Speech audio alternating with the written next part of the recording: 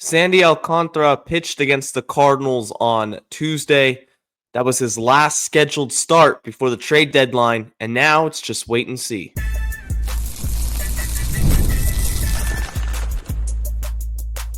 You are Locked On Marlins, your daily podcast on the Miami Marlins. Part of the Locked On Podcast Network, your team every day.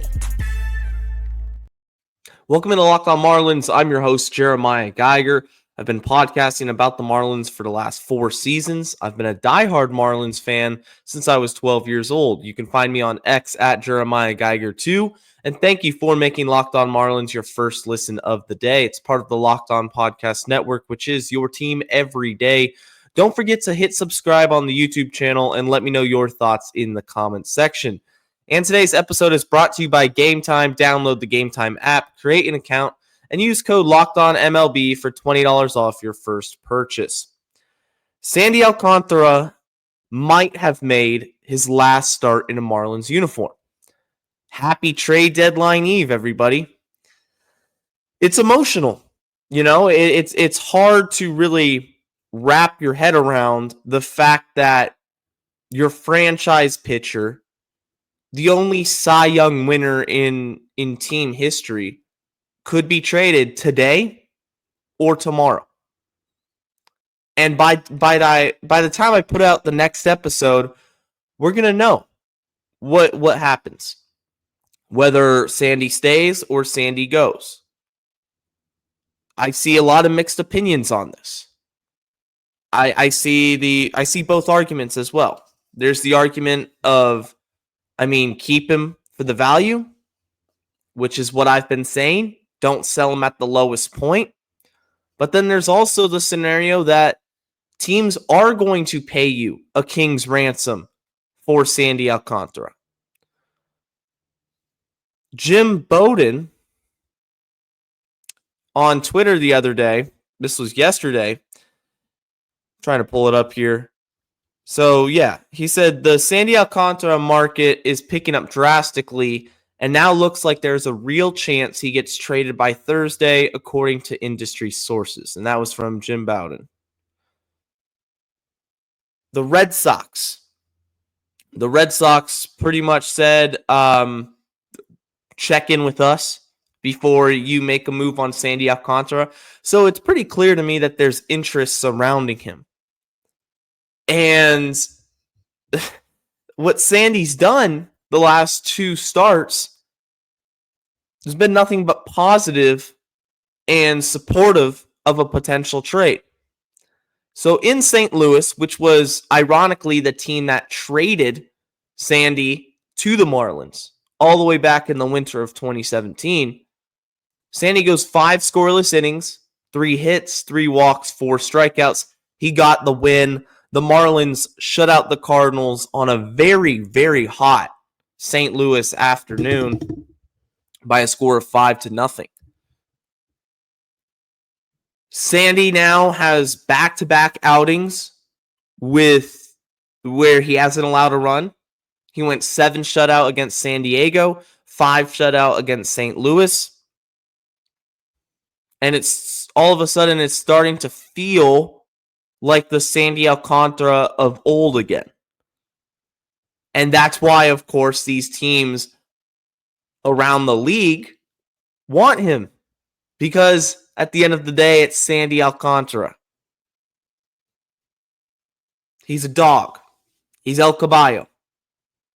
He's a workhorse. That's one of the good qualities with Sandy is the fact that he just goes out there on the mound and grinds. This last start for him, if this was indeed the last time we're going to see him in a Marlins uniform, was pretty cookie cutter Sandy Alcantara in a Marlins uniform. He grinded through it, man. In the 5th inning, this was the last inning in which he would pitch. He went ground out, single, walk, strikeout, hit by pitch, in which the Marlins challenged. They lose the challenge. I don't know how they lost the challenge. The pitch that Sandy threw was up and in to a righty. It hit the knob of the bat. It's pretty clear. There was no reaction from the batter. The call was confirmed, hit by pitch. Bases are loaded. And in the back of your head, you feel like, oh no, is this going to be that one inning that gets away from Sandy and the Marlins? Strikes out Alec Burleson with the bases loaded. With a beautiful pitch.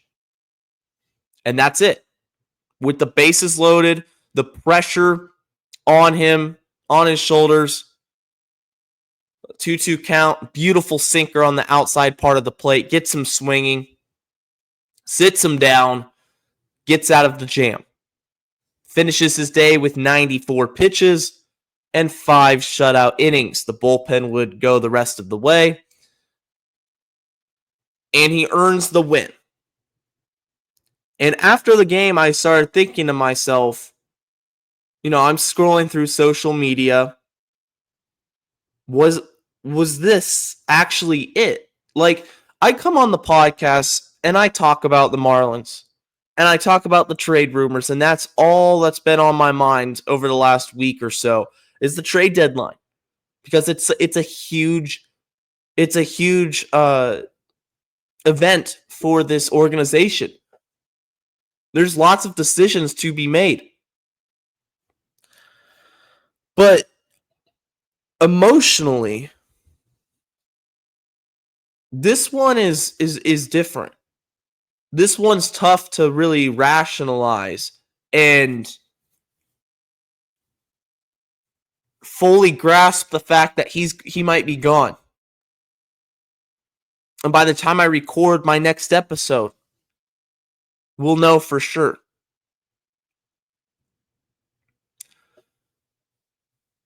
I think Peter Bendix has a job in which he obviously takes the emotion out of what he's got to do at work. But for the fan base, if that's it for Sandy, we just witnessed one of the best careers as a Marlin for a pitcher ever. The only Cy Young winner to wear the Marlins uniform. Multiple-time All-Star. Been here almost a decade now, since 2018. His Cy Young season is the season in which I started podcasting about the Marlins. And whatever happens, wherever he goes, if he does get traded, I wish Sandy nothing but the best. He is so important to this franchise and the fan base. And so that's why I say, if you trade him, it better be worth it. Because there's no do-overs. We know that as Marlins fans. How many times have the Marlins made a trade and the fan base gets burnt? And a fan favorite goes on to play for somebody else and carve out a career and a legacy with another ball club. I don't want that to be the case. If anybody, Sandy Alcantara is that Marlin for life. And I know that's not going to factor into whether he stays or gets traded. But that's the reality of it. Baseball's a business. The Marlins are going to do what's best for the organization and for the future. And I trust Peter Bendix to make the smart decision this trade deadline. I'm putting faith in Peter Bendix to execute this deadline like he did last year's, in which he got back Agustin Ramirez and Kyle Stowers. Now it's just wait and see. Coming up next, a Marlins prospect made his much-anticipated debut.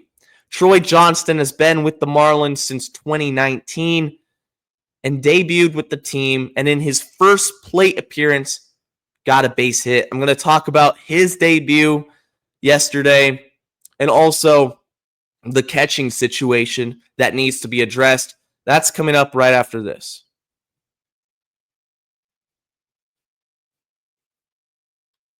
We've all been there, logging on early and waiting forever for concert tickets to go on sale, only to lose your spot for a show you've been dying to see. Live music should be about making memories, not dealing with the stress of ticket shopping. And that's where Gametime comes in. Gametime makes getting concert tickets faster and easier than ever. Prices actually drop as it gets closer to showtime, and you can save up to 60% off with their killer last-minute deals. Gametime has a really cool feature. It's called all-in pricing.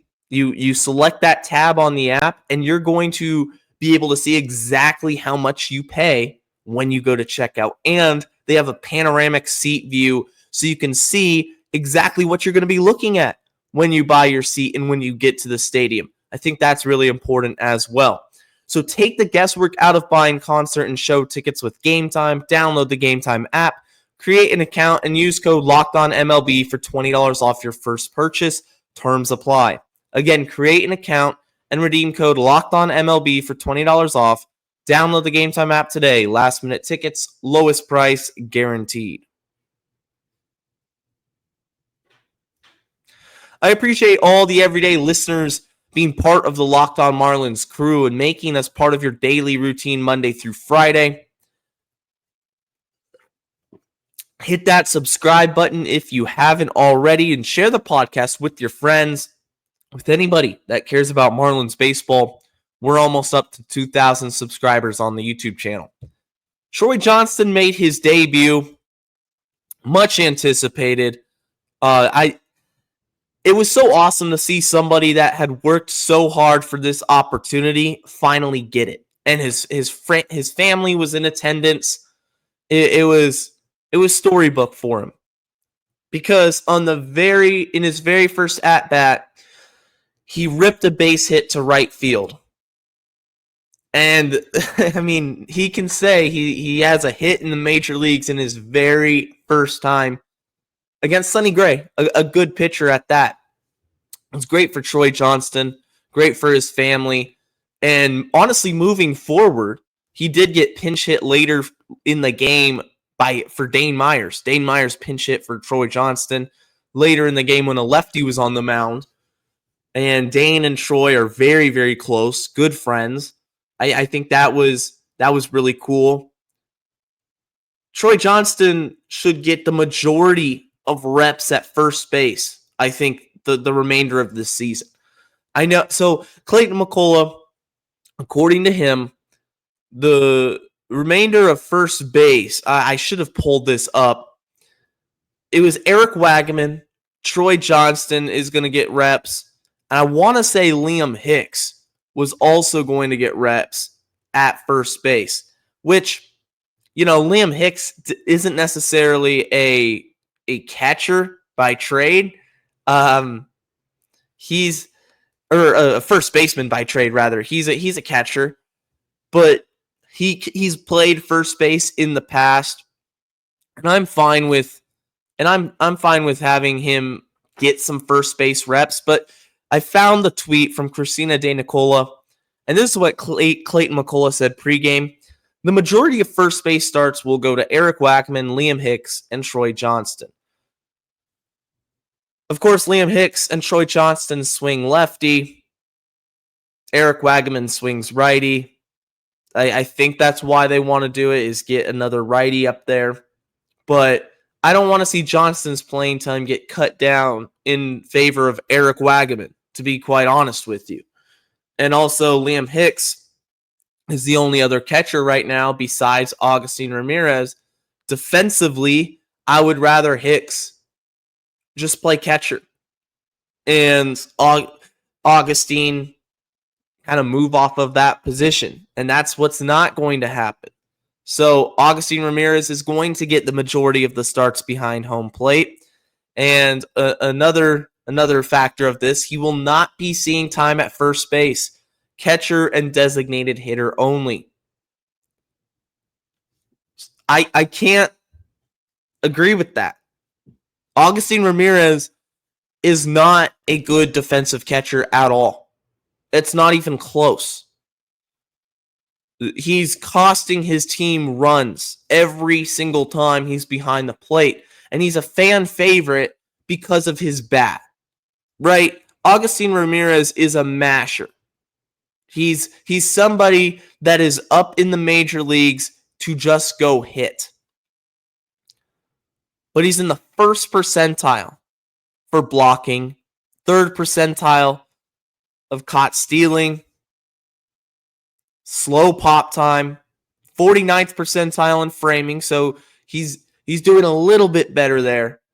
But when you're literally the worst of the worst when it comes to blocking, that you're going to allow a lot of pass balls, you're going to cause a lot of base runners running wild on the bases. I just don't understand what the Marlins are trying to do right now. Joe Mack is the catcher of the future defensively, and offensively, he's still a stud too. He's going to hit enough to justify him being the long-term fixture at that position. Yesterday, he had 3 hits, single, double, homer. Absolutely crushed the home run, by the way. The EV was over 100 miles an hour. I didn't see the distance on it, but for those of you familiar with Jacksonville's stadium, it was crushed. I think it landed on or near a roof out in right field.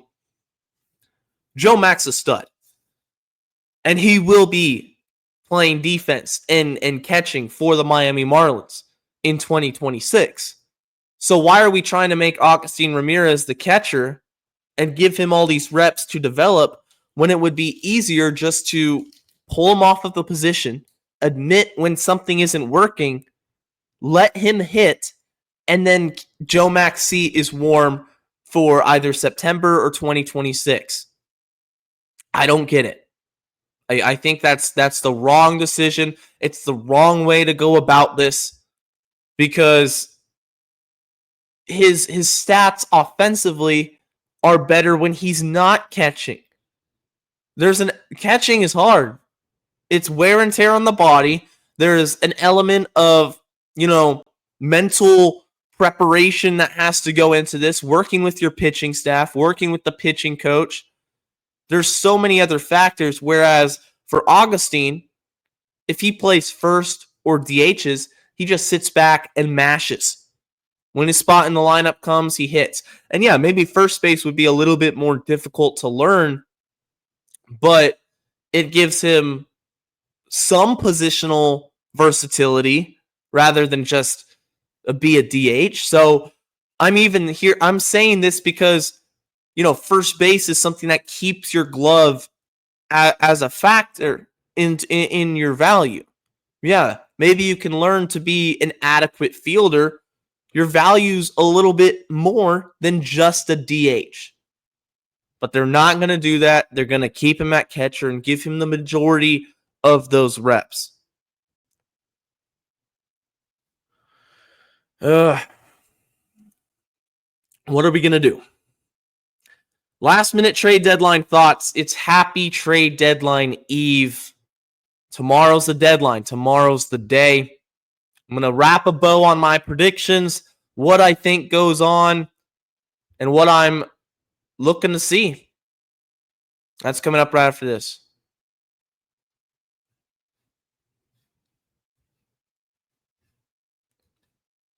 Time to fuel up and turn it up with 5-Hour Energy Transfusion. It brings the bold grape, ginger, and lime flavor of your favorite golf drink, minus the alcohol, into a quick, energizing shot. Whether you're sinking birdies or just making memories with friends, this one's a hole-in-one for your energy game. Let's be honest, some days on the course or off it, you just need that extra boost to stay sharp and energized. For me, when I look at my golfing experience, it's not very vast, but I did go to the driving range with my brother a couple of years ago, and I just couldn't figure out the swing. Every single swing I had at the driving range, the ball was cutting off to the right. I had to stand differently just to make the ball go straight. But I think it was fun, and although I might not head to the course you guys can, and you guys can make some more memories. I'll make my memories at the driving range or also Top Golf. Golf is all about good times with good people and good flavors, of course. The grape ginger lime flavor gives you the best parts of your clubhouse go-to without chasing down the bev cart. If you go to 5hourenergy.com today, that is the number 5hourenergy.com, you can use my promo code LOCKEDONGOLF to receive 20% off your order. This offer is only valid until September 30th on one order and cannot be used with other promotion. The code is not good on subscription orders. Whether you're meeting up with friends or trying to turn 18 holes into 36, get the energizing boost you need to power through. Order transfusion-flavored 5-Hour Energy shots today. Locked On Marlins is on the YouTube channel, and if you're watching, hit subscribe, but it's also on all the major podcast platforms, so you can listen to the show on the go. It's time for my last-minute trade deadline thoughts. This is weird. This is fun because, you know, we're a day before the deadline. I'm recording this. By the time today wraps up and I go to sleep, there might be some other trades going on. Lots of waiting and seeing. I'm going to start with the big one, Sandy Alcantara and Edward Cabrera. It feels like Sandy's going to be traded. I think that's what's going to happen. Edward Cabrera, on my bold prediction segment a little bit ago, I believe it was yesterday, I said Edward Cabrera and Sandy Alcantara would both get traded. Do I still predict that? Oh, that's tough. That is tough. But I'm going to say Sandy gets traded and Edward Cabrera gets traded. They trade both. Quantrill gets moved. Bender gets moved. Jesus Sanchez gets moved. There's going to be a lot of moving pieces. What I want to talk about for a minute is the idea of the bullpen being expendable. I've said this before that a bullpen, when you're a rebuilding team, is expendable. Nobody is locked into a position right now. And I kind of strayed away from that, from my own philosophy on the show because of Ronnie Enriquez, who has multiple years of control, who's been super effective, and who I thought could be the Marlins starter or closer next season or even this season. But I'm changing my tune on that. I think all arms in the bullpen should be available for a trade, including Ronnie Enriquez. Because Enriquez has value. He has all that control, and he has an electric arm, leads the National League in strikeouts for relievers. You could package him with one of your starters to enhance the trade value back. You could, a Sandy Alcantara, Ronnie Enriquez package, that's going to bring you back a haul. Imagine if it's Ronnie Enriquez and Edward Cabrera. I mean, we're talking a boatload of prospects here. So I do want to clarify that I am okay with trading any of the relievers for the Marlins. The untouchables for me, the players that I can't see getting moved at all. Agustin Ramirez, Kyle Stowers, Otto Lopez, Xavier Edwards. The Marlins don't have a clear plan at shortstop or second behind Xavier Edwards and Otto Lopez, and their production is above average. It's quality production up the middle. I know organizationally the Marlins don't have the depth in the middle infield, but right now at the major league level, there's no reason to move off of from Otto Lopez and X. First base, maybe Eric Wagman gets DFA'd soon. I think his time is, I thought his time was going to be running out, but according to Clayton McCullough, he's going to be getting starts still. I think it's because he's a righty, and they want to mix it up with the lefty Hicks and the lefty Johnston. But nobody untouchable at first base, nobody untouchable at third base. You have Paulie and Sanoha. Outfield, Dane Myers. I've seen his name be thrown around a little bit. It's going to be very interesting to see if the Marlins do trade Dane. Sanchez, I believe, gets moved. And that's about it. That's about it.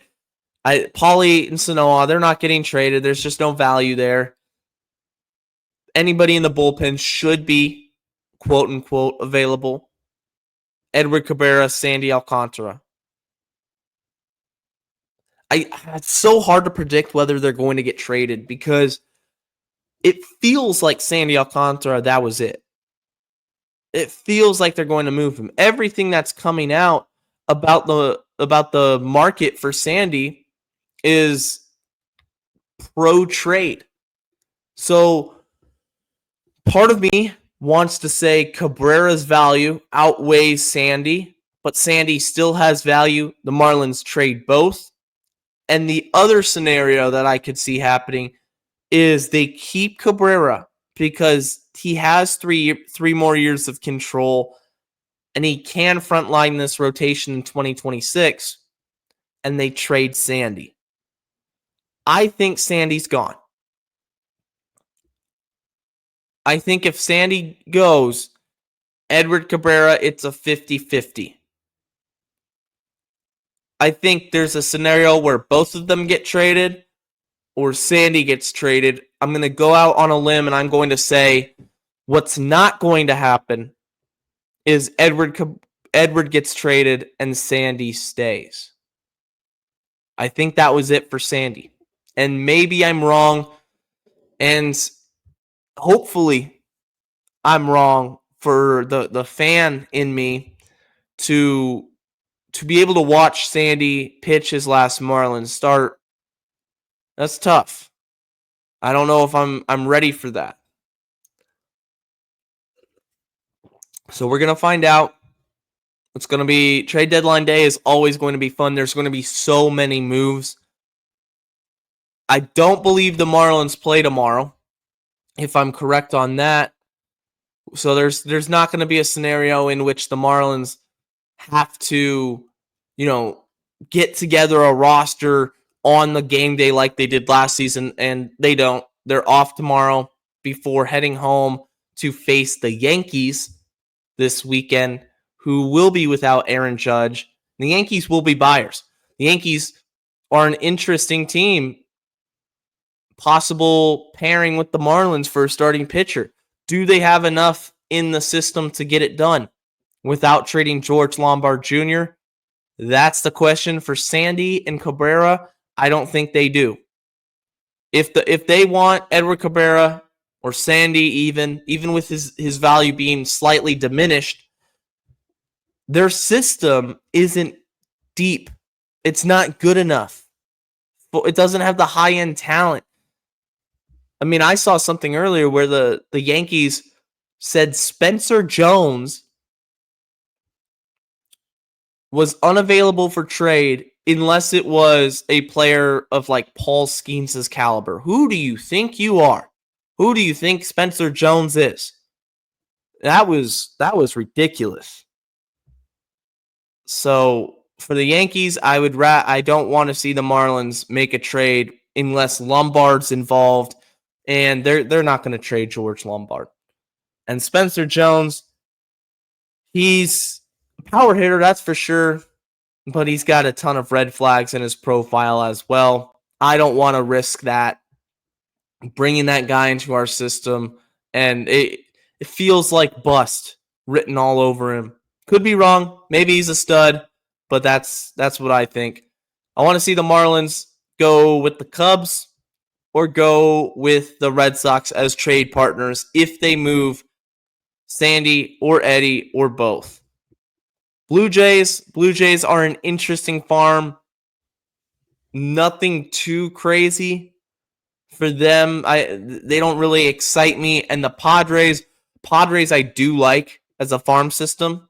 I'd like to see us trade Jesus Sanchez to them and see what we get back. That's going to do it for today's edition of Locked On Marlins. I appreciate everybody for listening. Happy trade deadline eve. Enjoy the trade rumors.